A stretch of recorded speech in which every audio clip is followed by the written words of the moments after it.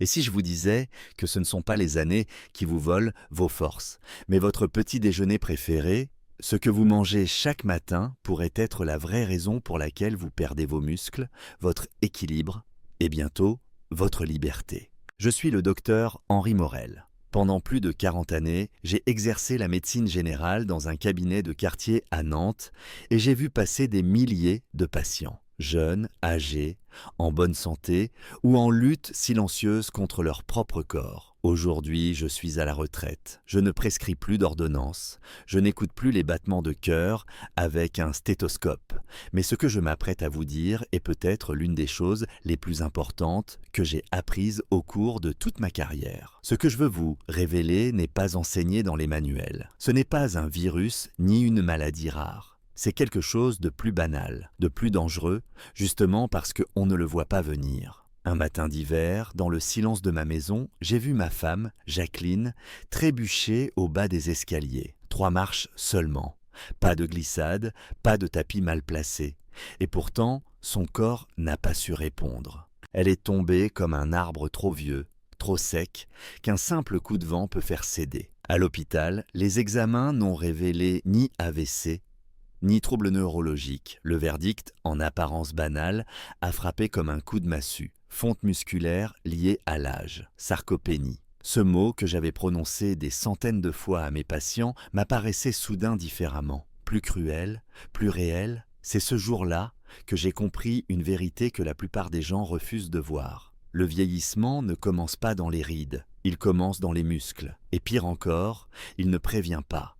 Il s'installe sans bruit, dans les gestes les plus quotidiens. Monter une marche, se relever d'une chaise. Porter un sac de course. Tous ces gestes que vous pensiez éternels deviennent un jour des obstacles. Et puis un matin, sans avertissement, vous réalisez que ce corps qui vous a porté pendant 60, 70 ou 80 ans vous échappe.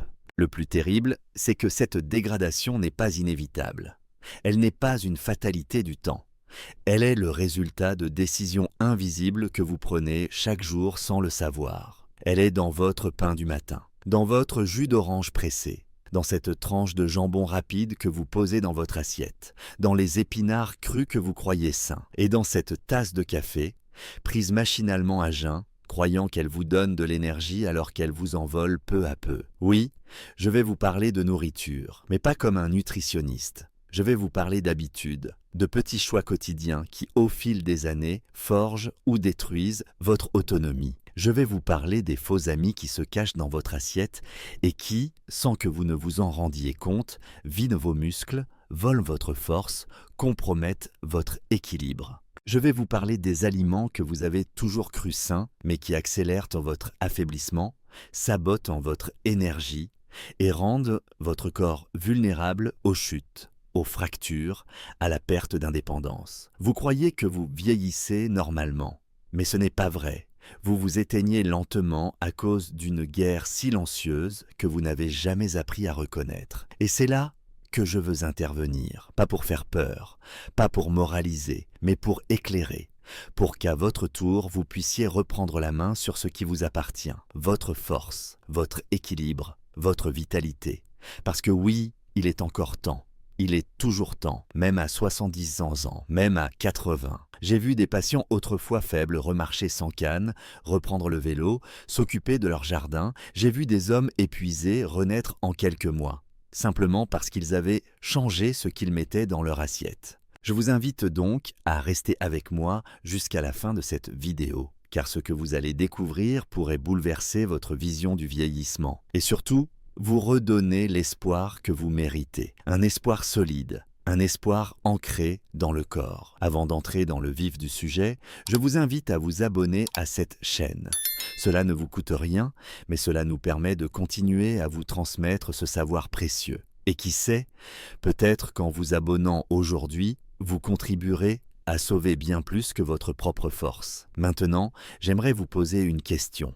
Elle est simple, mais elle mérite réflexion. Question pour vous. Selon vous, qu'est-ce qui accélère le plus la perte musculaire après 60 ans? A. Le manque d'exercice physique. B. L'alimentation déséquilibrée et les habitudes silencieuses du quotidien. Écrivez votre réponse, A ou B, dans les commentaires. Je lirai chaque mot. Et dans la prochaine partie, je vous révélerai le premier aliment, le plus insidieux, qui se cache probablement dans votre cuisine et qui, sans bruit, vous prive chaque jour d'un peu plus de force. Si je vous parle aujourd'hui, ce n'est pas pour vous assommer avec des données techniques ou des termes médicaux froids. C'est pour vous dévoiler une réalité que j'ai vue, vécue, entendue, ressentie au plus près des corps fatigués que j'ai soignés pendant plus de 40 ans. Une réalité que j'ai d'abord observée chez mes patients, puis un jour, plus cruellement encore, chez ma propre femme. Cette réalité, c'est que certains des aliments les plus communs, les plus anodins en apparence, ceux que vous trouvez dans chaque cuisine, dans chaque foyer français, sont en réalité des saboteurs silencieux de votre force, des voleurs de muscles. Et aujourd'hui, j'aimerais vous présenter les 5 plus perfides d'entre eux. Le premier, c'est le pain blanc, celui que vous achetez chaque matin à la boulangerie. Celui qui embaume votre cuisine quand il est encore tiède. Celui que vous accompagnez de confiture ou de beurre demi-sel avec votre café. Ce pain-là, aussi traditionnel soit-il, est un ennemi déclaré de vos muscles. Pourquoi? Parce qu'il est fabriqué à partir de farines raffinées, totalement dépouillées de leurs fibres, de leurs vitamines B, de leurs minéraux essentiels comme le magnésium. En réalité, il ne reste que de l'amidon, une sorte de sucre rapide que votre corps assimile presque instantanément. Ce pic brutal de sucre dans votre sang entraîne une libération massive d'insuline. Et ce balai répété, jour après jour, crée un terrain inflammatoire qui affaiblit les fibres musculaires et empêche leur réparation. Le corps, au lieu de construire du muscle, se met à stocker de la graisse. Pire encore, ces variations brutales de glycémie fatigue votre système métabolique et à long terme, elle dérègle le fonctionnement même des hormones impliquées dans la conservation de votre masse musculaire. Un simple morceau de baguette devient alors un facteur de déclin invisible. Mais cela ne s'arrête pas là. Le deuxième faux ami, c'est le jus d'orange. Ah, le jus d'orange.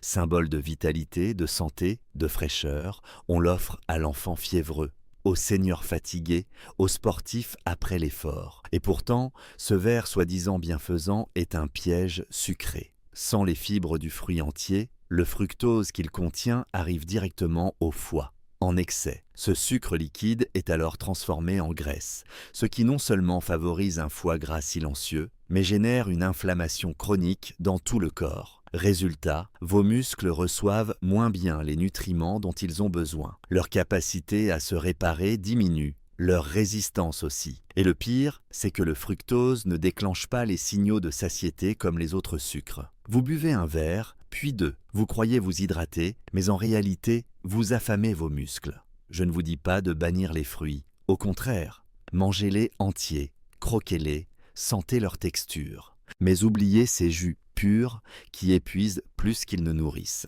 Le troisième aliment destructeur, c'est la charcuterie industrielle. Je sais, en France, on l'aime. Une tranche de saucisson à l'apéritif, un peu de jambon avec une salade, du pâté, du chorizo. Ce sont des symboles de convivialité, d'authenticité. Mais la réalité d'aujourd'hui n'a plus rien à voir avec la charcuterie de nos grands-parents. Ce que vous achetez au supermarché est souvent chargé de nitrates, de nitrites, d'additifs, de sucres cachés, de graisses de très mauvaise qualité. Ces produits sont profondément inflammatoires. Ils bouchent les petits vaisseaux qui irriguent vos muscles. Ils accélèrent la dégradation cellulaire. Ils ralentissent la régénération des tissus. Ils provoquent une fatigue que vous attribuez à tort à l'âge. Et ils vous privent, jour après jour, de la vitalité musculaire nécessaire à votre autonomie. Vous croyez vous faire plaisir avec une tranche de jambon, mais en réalité, vous échangez un moment de goût contre des jours de faiblesse. Quatrième aliment à surveiller, les épinards crus. Et oui, même les légumes peuvent en devenir problématiques lorsqu'on les consomme mal. Les épinards contiennent une substance naturelle appelée acide oxalique. Cette molécule se lie au calcium et au magnésium dans votre intestin,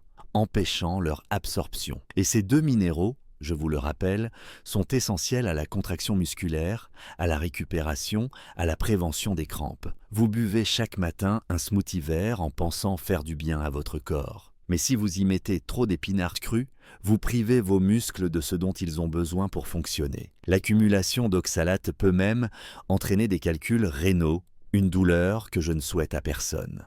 Pourtant, il suffirait parfois de faire cuire légèrement vos épinards pour neutraliser jusqu'à 40% de cet acide oxalique et en faire un allié plutôt qu'un danger. Enfin, le cinquième et dernier saboteur que je souhaite aborder aujourd'hui, c'est le café lorsqu'il est mal utilisé. Le café n'est pas mauvais en soi. Il peut même être bénéfique dans certaines situations. Mais lorsqu'il est consommé à jeun, en excès, ou dans l'après-midi, il devient un facteur de perte musculaire. D'une part, la caféine est diurétique. Elle vous fait éliminer par l'urine des minéraux précieux comme le calcium et le magnésium. D'autre part, elle augmente la production de cortisol, l'hormone du stress, qui elle-même bloque la synthèse des protéines et accélère la dégradation musculaire. Ajoutez à cela le fait que le café perturbe le sommeil profond, le moment où le corps répare justement ses fibres, et vous obtenez une tempête parfaite pour affaiblir le système musculaire.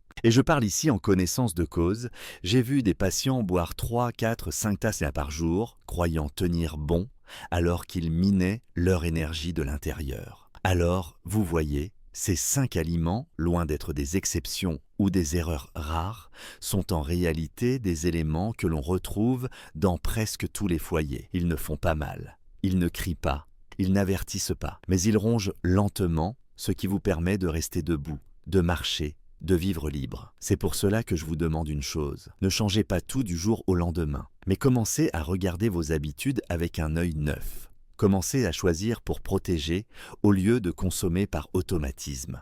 Car vos muscles, même à 70 ou 80 ans, peuvent encore se renforcer, à condition de leur en donner les moyens, à condition de leur offrir le bon carburant. Et dans la suite de cette série, je vous montrerai comment remplacer chacun de ces ennemis par un allié. Parce que bien manger, ce n'est pas renoncer, c'est reprendre le pouvoir. J'ai passé ma vie à écouter les corps, à comprendre leurs faiblesses, à chercher dans le silence des muscles et des organes ce que les mots ne savaient pas encore exprimer. Avec le temps, j'ai appris à reconnaître un type de fatigue que les examens ne détectent pas. Une fatigue sourde, rampante, qui n'a rien à voir avec une maladie visible, mais qui érode la vitalité de l'intérieur. C'est cette fatigue qui vous fait dire « je ne sais pas pourquoi, mais je me sens moins stable » ou « j'ai l'impression de forcer pour monter les escaliers » ou encore « je suis toujours un peu raide au réveil, mais c'est sûrement l'âge ».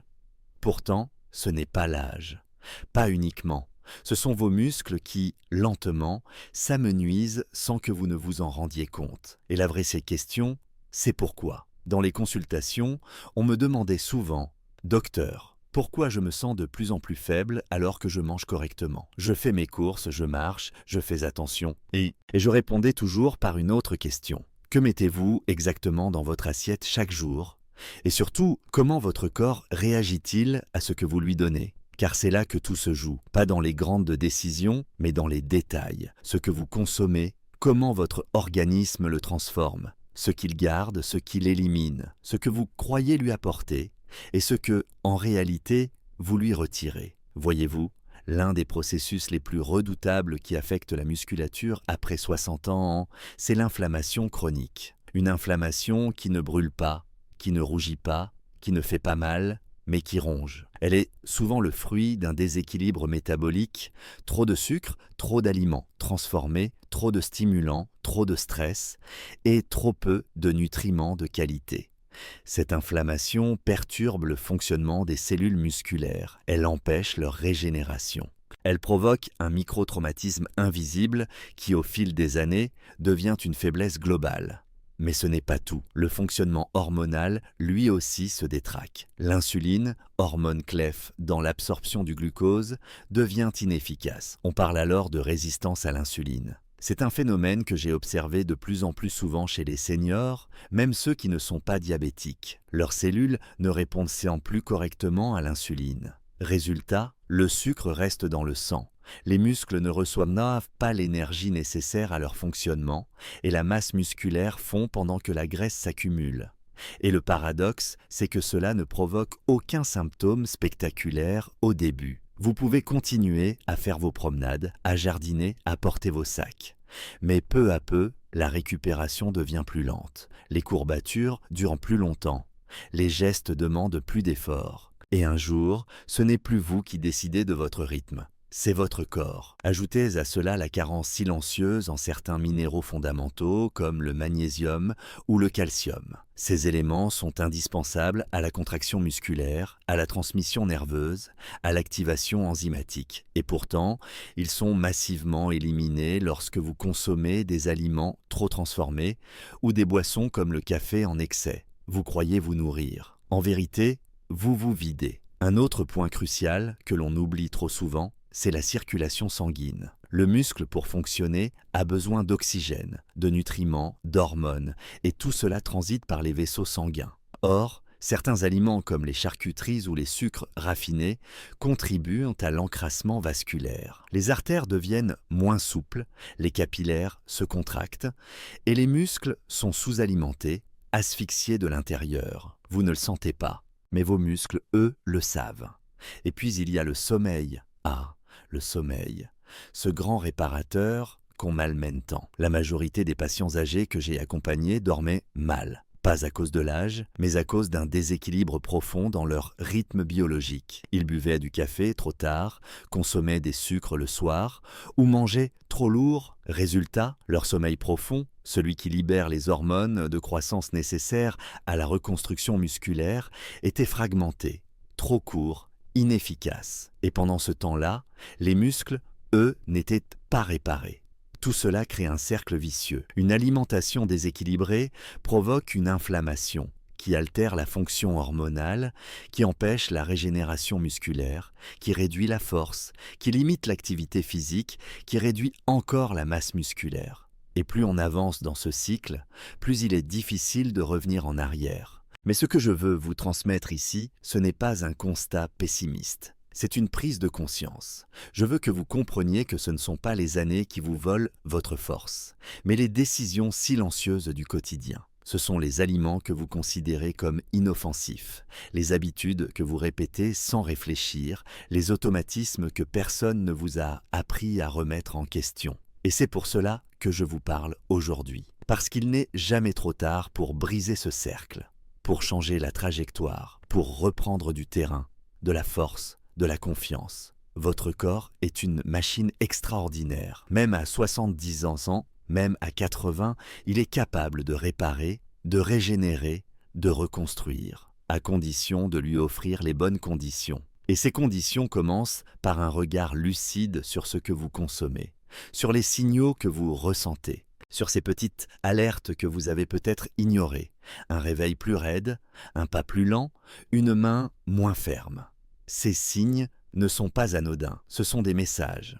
Et si vous les écoutez maintenant, vous pouvez encore agir. Dans la suite de cette série, je vous montrerai comment transformer ce cercle vicieux en cercle vertueux. Comment, en modifiant quelques habitudes simples, vous pouvez retrouver une vitalité que vous croyez perdue. Parce que vieillir, ce n'est pas s'effondrer, c'est évoluer. Et tant que vous êtes debout, il y a une force en vous qui ne demande qu'à être réveillée. Je peux vous l'assurer, ce ne sont pas les grands bouleversements qui transforment une santé. Ce sont les petits choix répétés, jour après jour, qui sculptent ou affaiblissent un corps. Au fil des années, j'ai vu des hommes qui semblaient condamnés à la chaise roulante retrouver leur autonomie simplement parce qu'ils avaient appris à mieux se nourrir. J'ai vu des femmes fragilisées par les années redevenir solides, résistantes, grâce à des ajustements si simples que personne ne leur en avait jamais parlé. Le secret ne réside pas dans les traitements sophistiqués, mais dans une chose que nous faisons tous 3 fois par jour, manger. Mais attention, manger, ce n'est pas seulement se remplir l'estomac. Manger, c'est nourrir, c'est soigner, c'est réparer. Et lorsqu'on comprend cela, on ne regarde plus son assiette de la même manière. On ne choisit plus son pain, ses légumes, sa boisson, ses sources de protéines avec insouciance. On commence à se demander: est-ce que ce que je mange me renforce ou me détruit? Et à partir de cette question, tout peut changer. La première chose que j'enseigne aujourd'hui aux personnes qui veulent en préserver leurs muscles après 60 ans, c'est de remplacer sans renoncer. Il ne s'agit pas d'interdire, de diaboliser ou de se priver. Il s'agit de choisir mieux. Par exemple, le pain blanc dont j'ai déjà parlé. Inutile de le bannir, mais il est crucial de lui préférer un pain complet, riche en fibres, fait à base de farines entières, comme l'avoine ou le seigle. Ces pains-là ralentissent l'absorption du sucre, préservent la stabilité hormonale et apportent des nutriments essentiels que les farines industrielles ont perdus depuis longtemps. Ce simple remplacement diminue l'inflammation et redonne aux muscles les ressources pour se reconstruire. Ensuite, il y a les pâtes. Nous sommes en France et les pâtes font partie intégrante de notre quotidien. Mais ici encore, le secret réside dans le choix de la matière première. Les pâtes de blé raffinées peuvent être avantageusement remplacées par des alternatives riches en protéines et à faible indice glycémique, lentilles corail, pois chiches, quinoa. Ces aliments, en plus de nourrir le muscle, limitent les pics de sucre et offrent une satiété durable. J'ai vu des patients troquer leurs spaghettis contre des pâtes de légumineuses et en quelques semaines retrouver une énergie qu'ils croyaient perdue. Mais choisir de bons glucides ne suffit pas. Il faut leur associer des protéines de qualité. Et là aussi, la clé est dans la simplicité. Un filet de poulet fermier, un morceau de poisson sauvage comme la sardine ou le maquereau, quelques œufs entiers cuits à la coque, ce sont là des trésors nutritionnels que l'on oublie trop souvent. Contrairement aux charcuteries industrielles saturées d'additifs, ces sources de protéines naturelles sont parfaitement assimilables, riches en acides aminés essentiels. Et surtout, elles nourrissent les muscles sans générer de déchets inflammatoires. J'ajoute toujours à ces repas des graisses saines. Oui, le mot « graisse » effraie souvent. Mais il y a graisse et graisse. Celles de l'avocat, de l'huile d'olive extra vierge, des noix ou des graines sont anti-inflammatoires, protectrices du système vasculaire et précieuses pour les membranes cellulaires des fibres musculaires. Une salade de légumes de saison arrosée d'un filet d'huile d'olive, saupoudrée de graines de sésame ou de lin, est bien plus puissante qu'elle n'en a l'air. Elle prépare le terrain pour la régénération. Je conseille également de repenser complètement le petit déjeuner.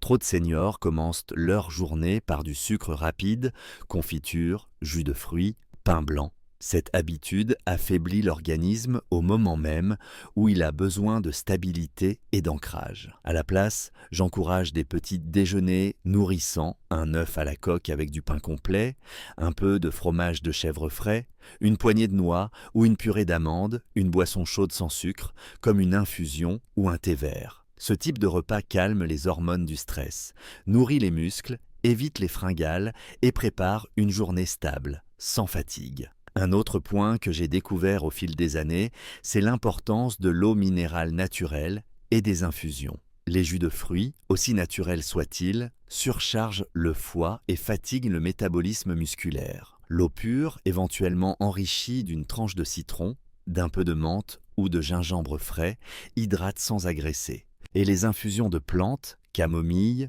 ortie, romarin, sont de véritables alliés. Elles calment l'inflammation, apaisent le système digestif et participent au relâchement musculaire en fin de journée. Ce que j'essaye de vous transmettre ici, c'est une autre manière de voir votre alimentation. Non pas comme un plaisir coupable, mais comme une médecine douce, quotidienne, accessible.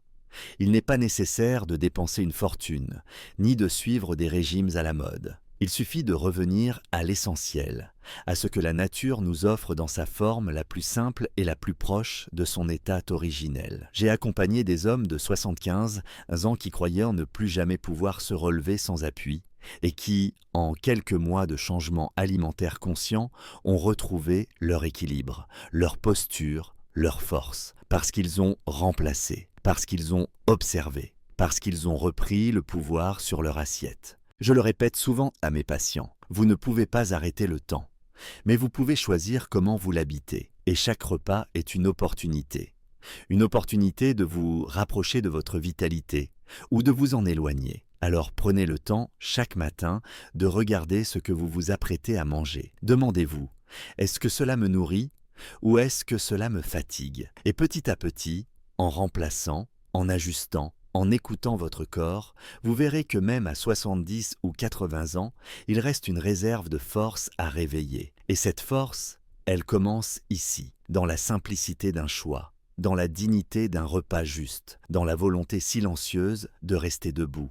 J'ai vu plus de 1000 corps s'éteindre lentement, non pas à cause d'une maladie, mais à cause de l'oubli de soi, l'oubli de ce qui nous rendait autrefois solides, debout, vivants. Ce que j'aimerais vous transmettre aujourd'hui, ce n'est pas une leçon, c'est une prise de conscience, un sursaut peut-être, car ce que nous appelons souvent vieillissement n'est, en réalité, qu'un abandon progressif de certaines forces fondamentales que nous aurions pu entretenir si nous avions su comment. Il y a des vérités qu'on ne comprend que lorsque la chute est déjà là, lorsque monter une marche devient un effort, lorsque le simple fait de sortir du lit demande une pause, lorsque le regard de vos enfants change, inquiet, discret. On vous tend un bras pour vous aider à marcher, on vous offre une chaise dès que vous arrivez quelque part. Et pourtant, au fond, vous vous souvenez. Vous étiez autrefois rapide, fort, autonome, capable de tout faire vous-même. Je ne suis pas là pour nier le temps.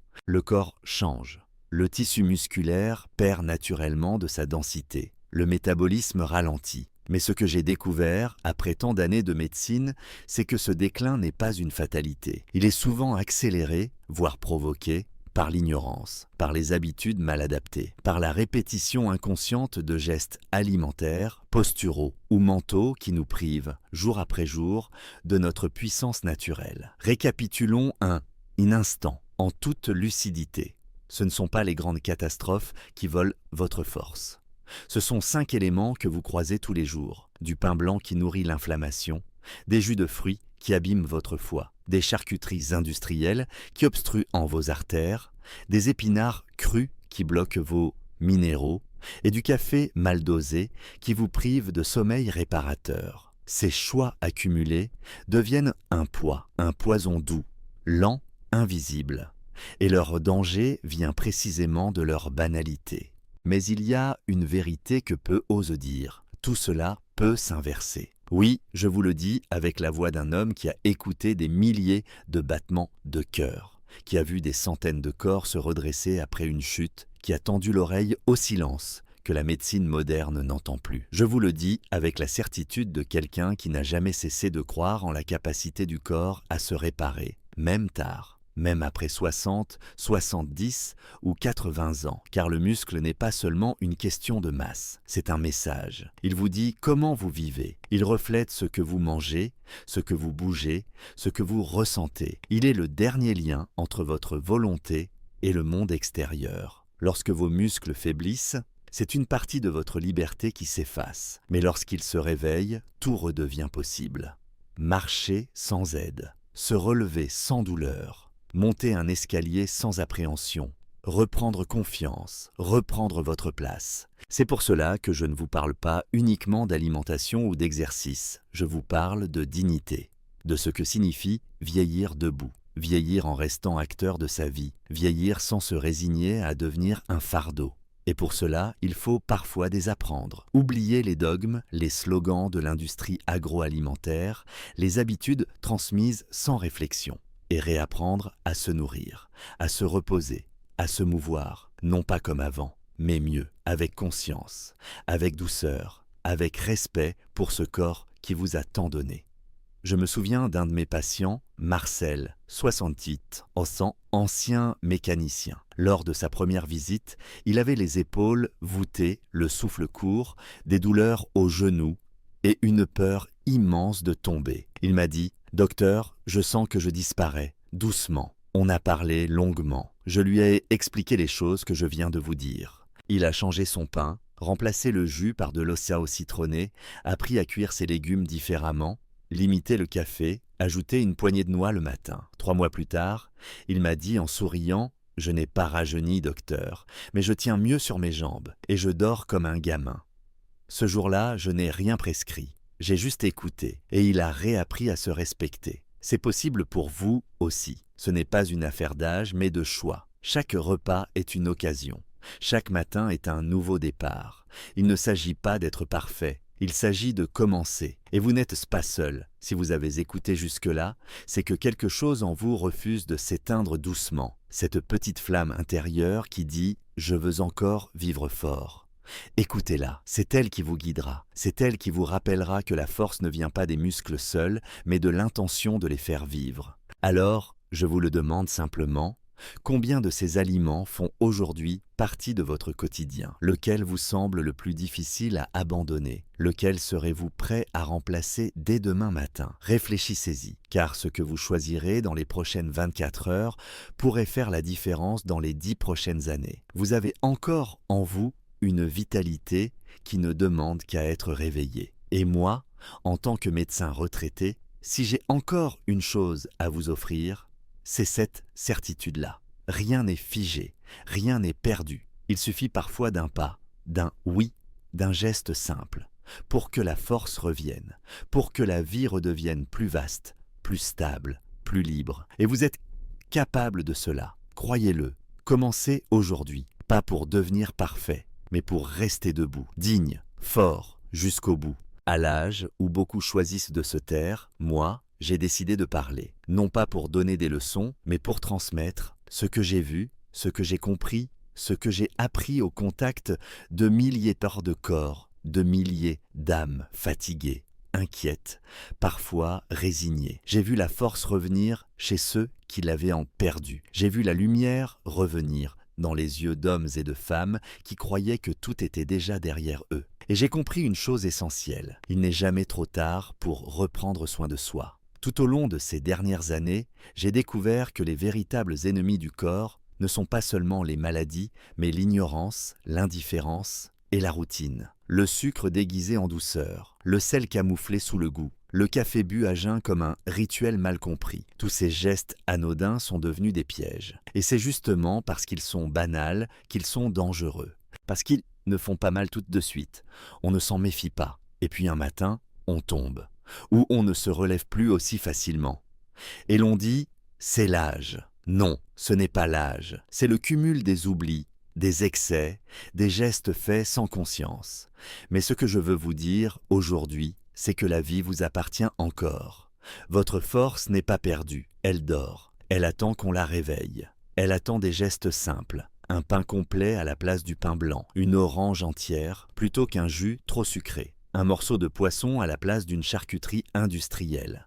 Des épinards, cuits, pas crus. Une tasse de café bien choisie, pas une perfusion quotidienne. Ces ajustements ne sont pas des sacrifices. Ce sont des actes d'amour envers votre propre corps. Et surtout, il ne faut pas avoir honte d'avoir ignoré cela. Personne ne vous l'a appris, ni à l'école, ni dans les médias. Même certains médecins n'en parlent pas. Moi-même, je n'en parlais pas assez. Jusqu'à ce que je voie de mes propres yeux les effets profonds, durables, de ces choix sur la vitalité des gens. Ce que je vous propose, ce n'est pas une révolution. C'est un retour à l'essentiel. C'est une invitation à redevenir l'artisan de votre bien-être, même à 70 ou 80 ans. Le muscle, c'est la dignité, c'est l'équilibre, c'est la respiration. C'est ce qui vous permet de tendre la main, de marcher, de rire sans douleur. Et chaque repas est une chance de le reconstruire. Chaque matin, un pas vers plus d'autonomie, c'est cela. Vieillir avec force, vieillir avec sens, vieillir sans s'éteindre. La leçon la plus précieuse que je souhaite vous transmettre, c'est celle-ci. Les petits changements font les grandes différences. Ce n'est pas le temps qui vous détruit, ce sont les habitudes mal comprises. Et ce n'est pas un remède miracle qui vous sauvera, mais une série de gestes justes, répétés avec bienveillance et constance. Alors, appliquez dès demain un seul changement que vous avez retenu. Commencez petit, remplacez, ajustez et observez. Votre corps vous remerciera, votre cœur aussi. Et maintenant, j'aimerais vous poser une question toute simple mais importante. Quel est le premier changement que vous seriez prêt à faire dans votre alimentation après avoir écouté ce message? A. Remplacer le pain blanc par du pain complet. B. Réduire la consommation de charcuterie industrielle. Écrivez votre réponse en commentaire, A ou B, pour partager votre avis avec les autres. Cela nous aidera à créer un espace de réflexion et d'encouragement collectif. Si vous avez trouvé ces paroles utiles, je vous invite à vous abonner à cette chaîne afin de ne pas manquer les prochaines vidéos. Et si vous le pouvez, même avec un petit geste, vous pouvez soutenir ce travail en faisant un don, car je suis moi-même un homme âgé. Je ne fais pas cela pour la gloire, mais parce que je crois encore en la valeur de la transmission. Chaque abonnement, chaque don, chaque mot d'encouragement me donne la force de continuer à partager ce que la vie m'a appris. Merci de m'avoir écouté. Prenez soin de vous, vous le méritez.